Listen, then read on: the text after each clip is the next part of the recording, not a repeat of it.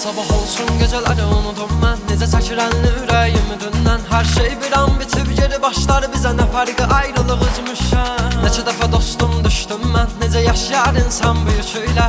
Yorulmuşam inan taqətim yox. İstəmirəm daha mən üzülmə.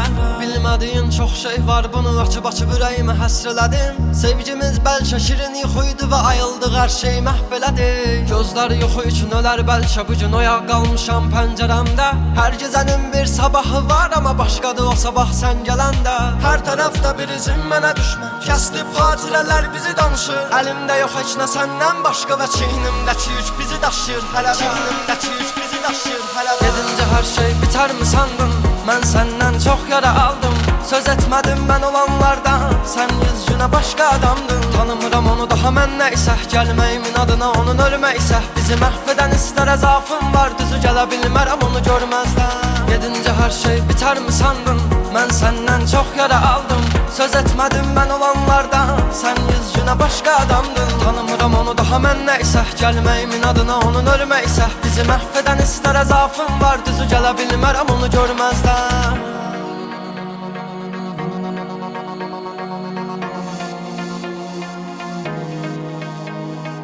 Adımız çıxmış qısqınlar. Axı nəyə görə çalışım yüz gün mən. Bitərsə bitsin nöqtəni sən qoy. Bəzə mən bu eşqi verir gündən zorla. Qisməti məcburən. Nəyə yarar o adam səni görmürsə. Əvvəli axırını baş verir getsin. Nəticə olaraq qopur əllər yenidən. Olmaz qəlbim səndə. Ağlıma gətirmərəm daha mən. Səndən keçə bilməzdim. Günahım bədəlinə boyun əyirəm indi. Gedincə hər şey bitər mi sandın? Mən səndən çox yara aldım. Söz etmədim mən olanlardan. Sən yüz günə başqa adamdın. Tanımıram onu daha mən nəysə. Gəlməyimin adına onun ölməysə. Bizi məhv edən istər əzafım var. Düzü gələ bilmərəm onu görməzdən. Gedincə hər şey bitər mi sandın? Gedincə hər şey bitər mi sandın? Mən səndən çox yara aldım.